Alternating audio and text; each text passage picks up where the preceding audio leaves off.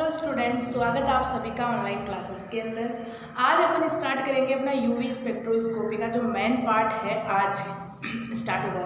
यानी कि इतने दिन अपन जो वीडियोस में देख रहे थे वो था आपके उसका बेसिक पोर्शन था कि उसमें पीक्स किस तरीके से आती है, या आपके अगर कोई ग्रुप आ जाए यानी कि इलेक्ट्रॉन विड्रॉइंग ग्रुप आ जाए या इलेक्ट्रॉन डोनेटिंग ग्रुप आ जाए तो उस समय आपके पीक्स में क्या आएगा, यानी उसमें जो चेंजेस आएंगे वो देख रहे थे। यानी कि कुछ वर्ड्स थे जैसे ऑक्सोक्रोम, क्रोमोफोर, बेंथोक्रोमिक, हिप्सोक्रोमिक, हाइपोक्रोमिक और हाइपरक्रोमिक, ये वर्ड्स पढ़ रहे थे। देखो आपके एग्जाम के पॉइंट ऑफ व्यू तो ये जो आपके है बेंथोक्रोमिक, हिप्सोक्रोमिक, क्रोमोफोर, ऑक्सोक्रोम, हाइपोक्रोमोफोर और हाइपरक्रोमोफोर, ये एग्जाम में बहुत ज़्यादा पूछे जाते हैं। इन्हीं पे शॉर्ट नोट्स पूछे जाएंगे कि शॉर्ट नोट यानी कि टिप्पणी लिखिए इन पर, है ना, संक्षिप्त में टिप्पणी लिखिए। ये इनका वेटेज बहुत ज़्यादा होता है। अब जो आज पढ़ेंगे अपन कि किसी स्ट्रक्चर को डिटरमाइन यानी कि उस स्ट्रक्चर को देखकर कैसे आइडिया लगाए कि उसकी NMR पीक कहाँ पर आएगी, ओके, कहाँ प्राप्त होगी, वो देखेंगे आज। उससे पहले अपन देखते हैं किसी कॉन्जुगेशन के बारे में देखते हैं कि जैसे जैसे किसी भी आपके पास कॉन्जुगेशन बढ़ता जाएगा। कॉन्जुगेशन का मतलब होता है संयुग्मन, है ना। क्योंकि आपके देखो यूवी स्पेक्ट्रोस्कोपी एक किस पे बेस्ड है, पाई बॉन्ड पे सबसे ज़्यादा बेस्ड है कि अगर किसी भी स्पीसीज के अंदर पाई बॉन्ड प्रेजेंट है तो वो क्या करेगी, ज़्यादा अब्जॉर्ब करेगी लाइट को, बजाय जिसके अंदर सिग्मा बॉन्ड है। सिग्मा बॉन्ड जिस स्पीसीज में भी है वो कम एब्जॉर्ब करती है लाइट को, जबकि पाई बॉन्ड की वजह से वो क्या करा, एब्जॉर्बेंस को बढ़ाता है। जैसे जैसे किसी भी सिस्टम के अंदर पाई बॉन्ड इंक्रीज करते जाएंगे यूवी यानी कि यूवी रेंज क्या हो जाएगी, बढ़ती जाएगी और उसमें आपके जो अवशोषण है वो कम होता जाएगा। यानी कि ग्राफ आपका अगर मान लो हेक्सेन है या हेक्सेन है CH3 CH2 CH2 CH2 1 2 3 4 5 6, ये हेक्सेन है मान लो। इस हेक्सेन की अगर अपन यूवी स्पेक्ट्रो ले तो क्या होगा, इसमें आपके NF की यानी कि जो लैम्ब्डा की यानी कि तरंगदैर्ध्य की वैल्यू तो कम प्राप्त होगी और आपके अवशोषणांक सबसे ज़्यादा होंगे, अवशोषण ज़्यादा होगा उसमें, तो उसमें तो वैल्यू आपकी क्या हो जाएगी, इंक्रीज हो गई मान लो, है ना। लेकिन जैसे ही इस हेक्सेन के अंदर अगर पाई बॉन्ड इंक्लूड कर दिया जाए यानी कि इसको हाइड्रोजन के हटा कर अपन हाइड्रोजन उसको कॉन्जुगेशन में दे दें, इसे ही कॉन्जुगेशन में देते तो क्या होगा, ये CH2 double bond CH CH double bond CH single bond CH double bond और ये CH2 हो गया 1 2 3 4 5 6। इस तरह इसी को अपन इसी सिस्टम को क्या करें, कॉन्जुगेशन में कन्वर्ट करते हैं कि यहाँ 3 पाई बॉन्ड हो गए। अब 3 पाई बॉन्ड की वजह से क्या होगा, आपके अवशोषण की क्षमता तो कम हो जाएगी जबकि आपके लैम्ब्डा मैक्स की वैल्यू इंक्रीज हो जाएगी। यानी कि आपकी ये वैल्यू जो थी ये एब्जॉर्बेंस थी, या इसे डिनोट कर लो या ऐसे भी कर सकते हैं ना। और यहाँ जो आपकी थी लैम्ब्डा मैक्स यानी कि तरंगदैर्ध्य था, उसकी वैल्यू तो क्या हो जाएगी, कम हो जाएगी, सॉरी तरंगदैर्ध्य की वैल्यू तो इंक्रीज होगी आपका। अब जो ग्राफ प्राप्त होगा वो आपको इस तरीके से प्राप्त होगा, यानी कि आपके लैम्ब्डा मैक्स की वैल्यू इंक्रीज हो जाती है और जबकि अवशोषणांक यानी कि यहाँ पर अगर लाई कर रही थी ये वैल्यू, जब ये हेक्सेन था, जब इस सिस्टम के अंदर ही पाई बॉन्ड इंक्लूड हो जाता है तो वो वैल्यू क्या हो जाती है, डिक्रीज कर जाती है और लैम्ब्डा मैक्स की वैल्यू इंक्रीज कर जाती है। इसे ही अपन संयुग्मन का प्रभाव कहते हैं कि अगर किसी स्पीसीज के अंदर अगर कोई भी स्पीसीज है मान लो, या किसी भी कंपाउंड के अंदर जैसे जैसे पाई बॉन्ड इंक्रीज करते जाएंगे यानी कि पाई बॉन्ड्स को बढ़ाते जाएंगे तो क्या होगा, अवशोषण लैम्ब्डा मैक्स की वैल्यू इंक्रीज करती जाएगी। देन क्या होगा, वापस अवशोषण कम होता जाएगा। यानी कि आपकी जो यूवी स्पेक्ट्रोस्कोपी की रेंज क्या होगी, वो इंक्रीज हो जाएगी उस टाइम। यानी कि अगर उसी की पीक किसी सिस्टम में बिना पाई बॉन्ड के थी, है ना, जैसे साइक्लोहेक्सेन है मान लो, साइक्लोहेक्सेन की अगर अपन यूवी स्पेक्ट्रम देखें तो इसकी मान लो इसकी पीक आ रही थी आपके पास 220 nm पर आ रही थी, है ना। अगर 220 पर आती है, अगर इसके अंदर पाई बॉन्ड इंक्लूड यानी कि बेंजीन में इसे कन्वर्ट कर दे तो क्या होगा, यहाँ वैल्यू इंक्रीज हो जाएगी। तो इस समय आपके मान लो 250 पर आपकी क्या है, स्पेक्ट्रम या पीक प्राप्त हो, इसे कहते हैं संयुग्मन का प्रभाव। कि जैसे जैसे किसी भी कॉन्जुगेशन, किसी भी सिस्टम में कॉन्जुगेशन इंक्रीज होता है तो आपके क्या होता है, लैम्डा मैक्स की वैल्यू भी इंक्रीज होती है। बल्कि आपके क्या होगा, जो आपके एब्जॉर्बेंस है उसकी मात्रा कम हो जाएगी, यानी उसकी वैल्यू कम होगी। तो आपके जैसे कॉन्जुगेशन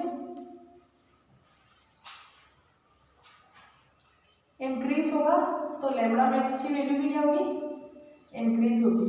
ओके, और आपके एब्जॉर्बेंस की वैल्यू क्या हो जाएगी, कम हो जाएगी। ओके, ये आपको इफेक्ट देखना है, ये आपके इम्पोर्टेंट है कि किस में कितनी वैल्यू प्राप्त होगी। आपको ज़्यादा पर्टिकुलर किसी की याद नहीं करनी है, बस आपको निकालना है, पता होना चाहिए कि होता क्या है कि जैसे जैसे कॉन्जुगेशन बढ़ेगा लैम्डा मैक्स की वैल्यू बढ़ेगी और आपके एब्जॉर्बेंस की वैल्यू कम होगी। ओके, ये था।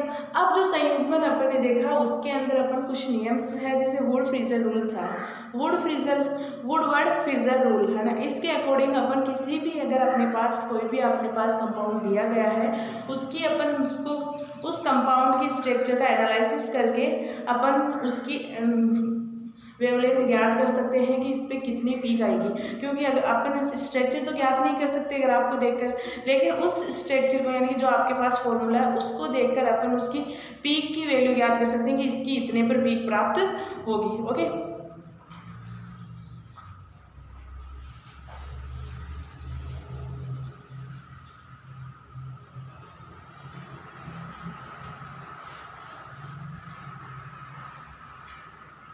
जो अपना अब आएगा वो अपना नियम है वुडवर्ड फ्रीजर नियम।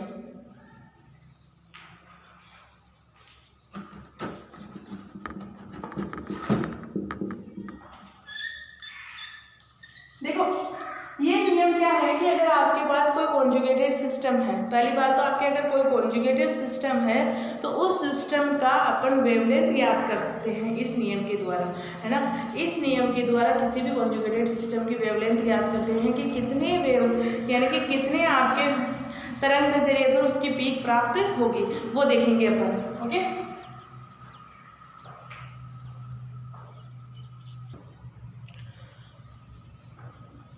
अब देखो जो आपके पास की वैल्यूज है ना, वुडवर्ड फ्रीजर नियम, इस रूल को अपन अप्लाई कहाँ करते हैं, किसके लिए किया करते हैं, लैम्डा मैक्स की वैल्यू ज्ञात करने के लिए।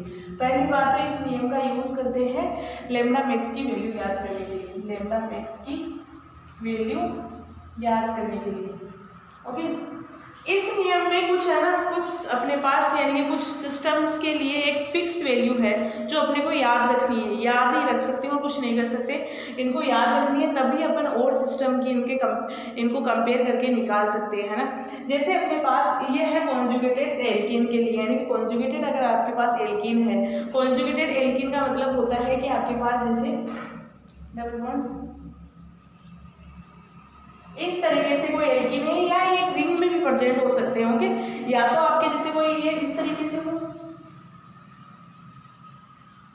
है ना, इस तरीके से भी कॉन्जुगेशन हो सकता है। कॉन्जुगेशन है, कॉन्जुगेशन किसे कहते हैं यहाँ पर, पहली बात तो जब अपने पास double bond single bond double bond single bond alternate position में आए, यानी कि पहले डबल है या पहले सिंगल आए फिर डबल आए फिर सिंगल फिर डबल, उसे अपन कॉन्जुगेशन कहते हैं, यानी कि संयुग्मन कहते हैं। अगर ये संयुग्मन किसी रिंग में है तब अप्लाई करेंगे, या आपके ये संयुग्मन ओपन चेन में है तब अप्लाई कर सकते हैं। ओके, तो सबसे पहले अगर अपने पास जो वैल्यू अपने को याद रखनी है, होमो एनुलर डाइन, होमो एनुलर यानी एनुलर यानी कोई रिंग होगी, एनुलिन अपन बोलते हैं या एजुलिन बोलते हैं, कभी कभी अपन ये वर्ड्स यूज करते थे। उसका मतलब क्या होता है कि कोई रिंग प्रेजेंट है। अगर होमो मतलब कोई क्या होगा, वन होगी, एक आपके पास रिंग है, उसके अंदर डाइन, डाइन का मतलब दो बॉन्ड होंगे आपके पास, अल्टरनेट पोजीशन होगी, तो ये अपने पास होमो एनुलर रिंग है।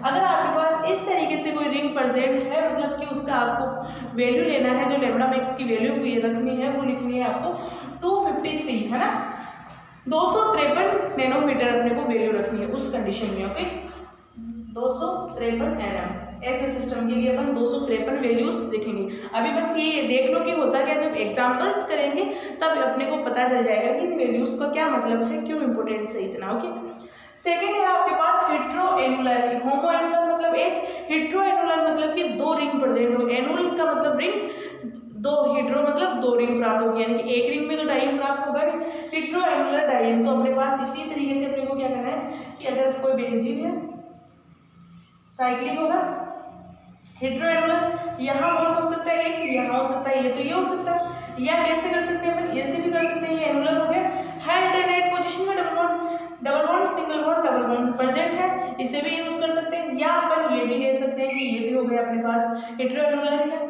और नेक्स्ट है आपके ब्यूटाडाइन है साइक्लिक कॉन्जुगेशन, वो सॉरी हीट्रो एनुलर एंडाइन के लिए जो वैल्यू लेंगे अपन 215 nm लेंगे। ओके, अब अपने पास है ब्यूटाडाइन साइक्लिक कॉन्जुगेशन, या ब्यूटाडाइन होगा या अपने पास साइक्लिक कॉन्जुगेशन। ब्यूटाडाइन का मतलब क्या है, आपके पास 4 कार्बन होंगे और 2 डबल बॉन्ड होंगे उसके अंदर, है ना।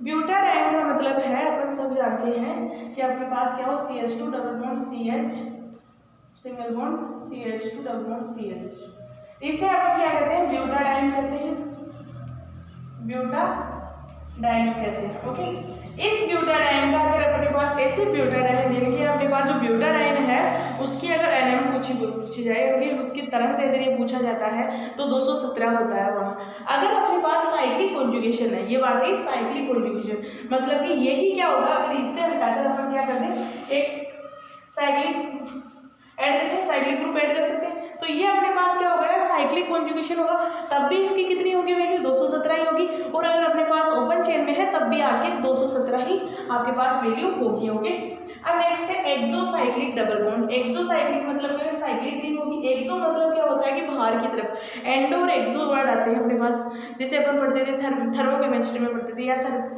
थर्मोडायनेमिक्स में होता है कि एक्सोथर्मिक या एंडोथर्मिक रिएक्शंस किसे कहते हैं। एक्सोथर्मिक यानी कि एनर्जी रिलीज करेगी, यानी कि बाहर की तरफ रिलीज करेगी। एंडोथर्मिक की एनर्जी ले, है ना, बाहर अगर कोई वो रिएक्शंस तभी पॉसिबल होगी जब उसे हीट करेंगे अपन, है ना। अगर उसे हीट कर रहे हैं मतलब एनर्जी दे रहे हैं, तो एनर्जी देने का मतलब क्या हो गया कि उसके अंदर क्या हो रहा है, उसे एंडोथर्मिक रिएक्शन हो रही है। और अगर अपन वो रिएक्शंस ऑटोमेटिकली हो रही है तो उसमें एनर्जी रिलीज हो रही है, मतलब क्या हो जाता है वहाँ कि वो एक्सोथर्मिक रिएक्शंस है। देखो, जब जब एनर्जी रिलीज होती है उसका मतलब ये होता है कि वहाँ क्या हो रहा है, बॉन्ड फॉर्मेशन हो रहा है। और जब जब एनर्जी रिक्वायर्ड होती है किसी सिस्टम में, मतलब कि बॉन्ड ब्रेक होने वाला वहाँ, ये बात याद रखना। ओके, तो अपने पास है एक्सोथर्मिक डबल बॉन्ड्स। एक्सोथर्मिक कोई भी एक्सोसाइक्लिक डबल बॉन्ड होगा, exocyclic double bond cyclic ring होगी, उसके बाहर अगर डबल बॉन्ड प्रेजेंट है और वो किसी भी आपके पास इस तरीके से चेन में नहीं है, ब्यूटाडाइन में नहीं है, देन उस कंडीशन में उसके अंदर जो आपके पास वेवलेंथ रखी जाएगी वो आगे 5 nm रखी जाएगी, यानी उसकी वैल्यू अपन 5 nm यूज करने वाले हैं। ओके, इसी तरीके से अपने पास एल्काइल सब्स्टिट्यूशन है। एल्काइल सब्स्टिट्यूशन का मतलब हो गया कि अगर पास चेन है, चेन के बाद में जो एल्काइल ग्रुप्स प्रेजेंट है उस कंडीशन से ए ग्रुप ये हो गया, इस तरफ ए ग्रुप ये हो गया, तो इस कंडीशन में अपन 5 nm उसकी वैल्यू लेंगे। ओके, जैसे अपने पास कोई सिस्टम है, मान लो एग्जाम्पल है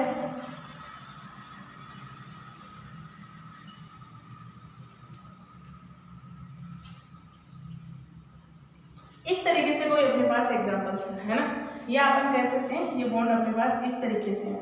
तो इस कंडीशन में अब आपको पूछा जाएगा कि इस आपके पास जो स्पीसीज दी गई है उसके अंदर आप लेमडा मैक्स की वैल्यू ज्ञात कीजिए। लेमडा मैक्स की वैल्यू ज्ञात करने के लिए ये रूल्स आने चाहिए। इसके अंदर आपको दिख रहा है कौन सा कॉम्प्लेक्स है, ये आपकी हीट्रोएनुलर है। हीट्रोएनुलर है मतलब कि आपके पास हीट्रोएनुलर है, जो डबल बॉन्ड अल्टरनेट पोजीशन में वो क्या है, हीट्रोएनुलर है, यानी कि 2 रिंग्स में प्रेजेंट है।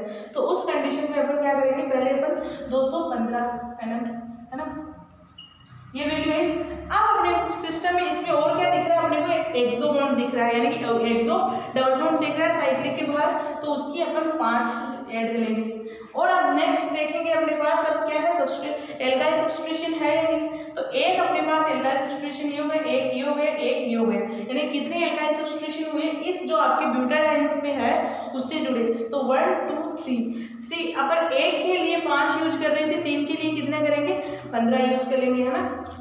अब इन्हें टोटल कर देंगे, यानी कि जो आपके पास ये वैल्यू प्राप्त हुई है वो हीट्रोएनुलर की हुई है, हीट्रोएनुलर की है। और जो आपके पास 5 प्राप्त हुआ है वो एक्सोसाइक्लिक डबल बॉन्ड है, एक्सोसाइक्लिक डबल बॉन्ड है। और जो 15 वैल्यू प्राप्त हुआ वो एल्काइल सब्स्टिट्यूशन की है, एल्काइल सब्स्टिट्यूशन है ना। अब इन्हें अपन क्या करेंगे, टोटल कर देंगे, जितनी है उतनी टोटल कर देंगे। टोटल करेंगे तो कितनी आएगी है 5 1 3 और ये। तो टोटल अपने पास इस कॉम्प्लेक्स की ओवरऑल एनएम यानी अगर देखा जाए उसकी लैम्डा मैक्स की वैल्यू तो कितनी आती है 235 नैनोमीटर वैल्यू प्राप्त होती है। ओके, इस तरीके से अपन किसी भी सिस्टम की वैल्यू ज्ञात कर सकते हैं। और एग्जांपल्स देखते हैं, जैसे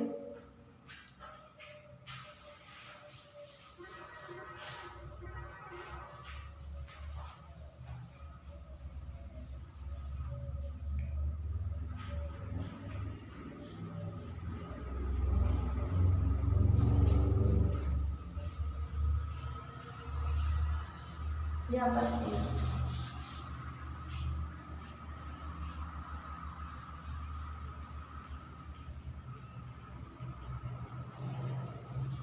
ऐसा कोई सिस्टम दिया गया है। अब पूछा जाता है कि इसके अंदर आप क्या बताओ कि उसके अंदर लैम्डा मैक्स की वैल्यू कितनी है, वो बतानी है अपने को।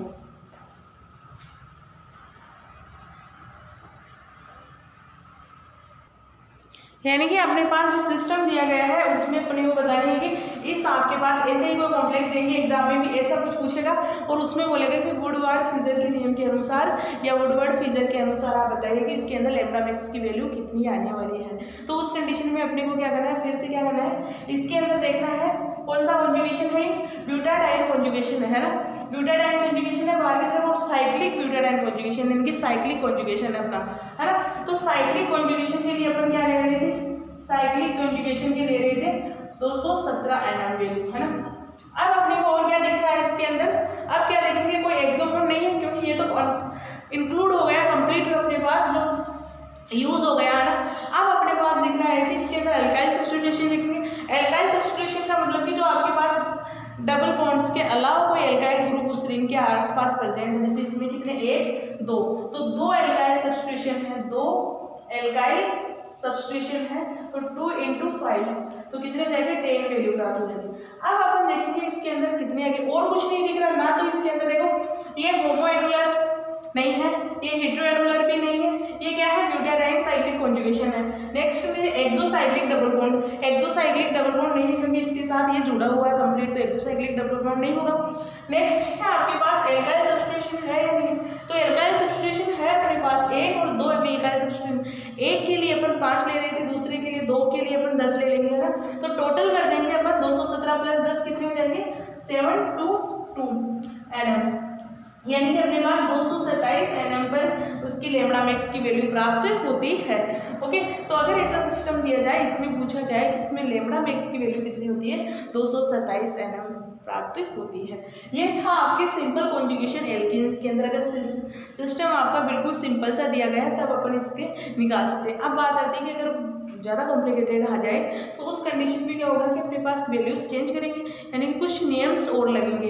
देखो वुडवार्ड के अंदर जो नियम दिए गए हैं वो है कि आपके पास जो होमोएनुलर डाइन है उसके लिए अपन 253 वैल्यू ही लेंगे, क्योंकि यहाँ होमोएनुलर जब रिंग का यूवी स्पेक्ट्रम लिया गया तो उसकी वैल्यू प्राप्त हुई थी 253 nm पर ही प्राप्त हुई थी, इसीलिए फिक्स वैल्यूज है, यहाँ कुछ चेंजेस नहीं कर सकते। ओके, ये प्रैक्टिकली डाटा है, प्रैक्टिकली डाटा को तो अपन को क्या करना पड़ता है, याद ही करना पड़ता है, क्योंकि थ्योरेटिकल बेस नहीं है, थ्योरी से अपन नहीं निकाले, प्रैक्टिकली बेस है। ओके, अब कोई 1-2 एग्जाम्पल और करते हैं थोड़े, है ना।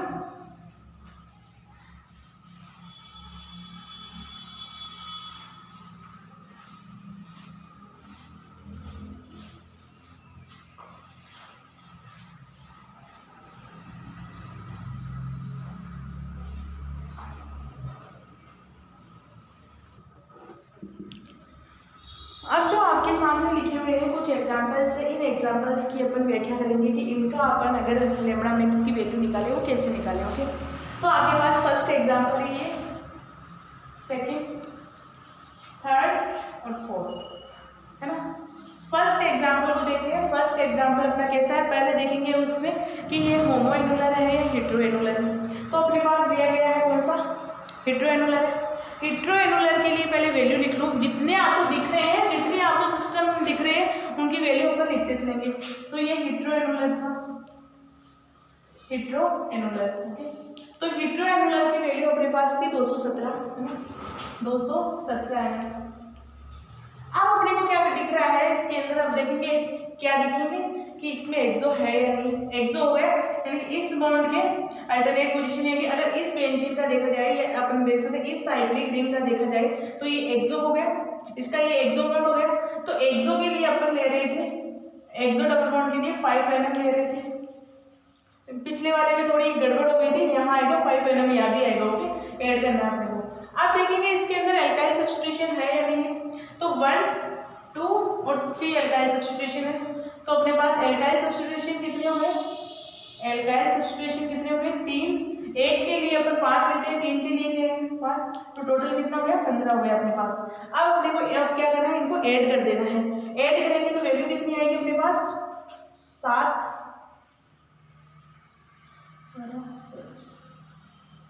7, 1, 2 और 2, यानी कि अपने पास टोटल वैल्यू आई है 227 वैल्यू, है ना। अपने को क्या करना है 20 ऐड कर देना है इसके अंदर, तो अपने पास वैल्यू जो आई है वो आई है 227 NM पर इसकी पीक प्राप्त होगी। जो अपने पास फर्स्ट एग्जाम्पल है उसकी अपने पास लैम्ब्डा मैक्स की वैल्यू आएगी 227 पे आएगी। आप देखेंगे इस एग्जाम्पल में कौन सा है कॉन्जुगेशन है, साइक्लिक कॉन्जुगेशन है, या अपन ब्यूटाडाइन का ले सकते हैं। साइक्लिक कॉन्जुगेशन और ब्यूटाडाइन के लिए कितना ले रहे थे अपन 217 NM ले रहे थे। तो 217 NM साइक्लिक कॉन्जुगेशन के लिए, यहाँ लिख रहे हैं साइक्लिक कॉन्जुगेशन के लिए 217। अब अपने पास क्या देखना है कि इसके अंदर एक्सो है या बॉन्ड नहीं है। एक्सो बॉन्ड, क्योंकि ये रिंग हो गई, इस रिंग के जस्ट जो बॉन्ड आएगा वो एक्सो ही होगा। एक्सो के लिए अपन क्या करें 5 ऐड कर देंगे, 5 NM ऐड कर दिया। अब इसमें देखेंगे एल्काइल सब्स्टिट्यूशन है या नहीं। एल्काइल सब्स्टिट्यूशन 1, 2, 3, 4, 4 एल्काइल सब्स्टिट्यूशन है। तो 4 के लिए 20 हो गया, एक के लिए 5 ले रहे थे, 4 के लिए अपने पास 20 हो गया एल्काइल सब्स्टिट्यूशन। ऐड कर देंगे, ऐड करने के बाद में अपने पास क्या प्राप्त होगा 5, 7, 6, 7, 10,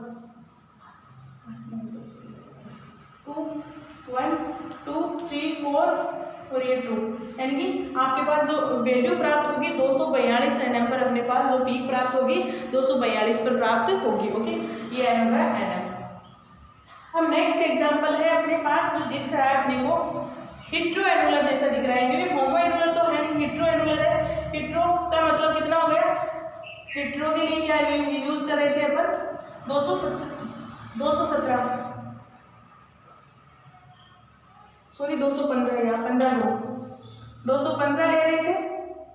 हिट्रो एनुलर के लिए 215 ले रहे थे और कॉन्जुगेशन साइक्लिक के लिए 217 ले रहे थे और 253 ले रहे थे अपन किसके लिए, होमो एनुलर के लिए। ओके, तो यहाँ 215 वैल्यू प्राप्त हुई है। तो अब टोटल कर देना 1 मिनट 10, 15। ओके, अपने पास जो वैल्यू प्राप्त होगी 225 NM होगी यहाँ।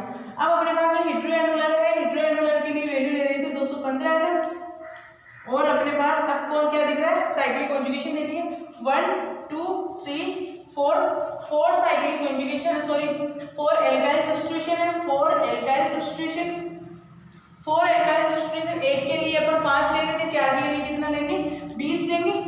और अब अपने को क्या कोई एक्सो बॉन्ड नहीं दिख रहा है, क्योंकि एक्सो बॉन्ड किसे कहते हैं कि साइक्लिक रिंग के जस्ट डबल बॉन्ड आ जाएगा, यानी कि आपके पास अगर साइक्लिक दिया गया है उससे जस्ट डबल बॉन्ड आ जाए या डबल बॉन्ड आ जाए, कुछ भी ग्रुप हो सकता है, उससे अपन कहेंगे एक्सो। इसमें कोई एक्सो नहीं है तो अपने पास यही हो गया। तो अब 5, 2, 3 और 1 235 NM पर वैल्यू प्राप्त होगी। जो अपने पास ये सिस्टम बायफेनाइल सिस्टम है, बायफेनाइल सिस्टम की 235 NM पर अपने पास लैम्ब्डा मैक्स की वैल्यू प्राप्त होगी। अब इस सिस्टम में कन्फ्यूजन है, मतलब इसके अंदर हिट्रो एनुलर भी है और होमो एनुलर भी। होमो एनुलर मतलब कि एक ही रिंग के अंदर डाइईन है और हिट्रो का मतलब कि 2 रिंग्स के अंदर डाइईन हो। तो इसमें भी ये भी डाइईन हो गया, ये भी है, दोनों भी कॉन्जुगेशन में। अब लेंगे किसे अपन सबसे ज़्यादा प्रायोरिटी देंगे जिसकी सबसे ज़्यादा NM की वैल्यू प्राप्त होगी। तो अपने पास हिट्रो की तो होती है 215, है ना,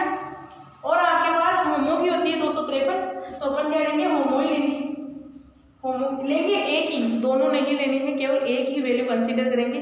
तो होमो एन्युलर के लिए हो गया 253 वैल्यू, एनएम 253 हो गया इसके लिए। अब अपने पास क्या दिख रहा है इसके अंदर, एल्काइल सब्स्टिट्यूशन देखेंगे 1 2 3 है ना, 3 एल्काइल सब्स्टिट्यूशन हो गए, 1 2 3 एल्काइल सब्स्टिट्यूशन हो गए, 3 × 5 एल्काइल सब्स्टिट्यूशन, तो कितना हो गया 15 हो गया।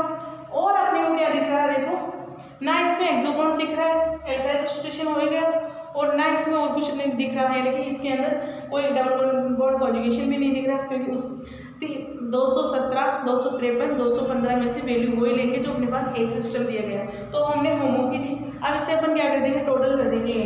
तो यहाँ करने पर टोटल कितना आएगा 8 5 6 और 2 268 पर अपने पास क्या होगी, इसकी लैम्ब्डा मैक्स की वैल्यू प्राप्त होगी।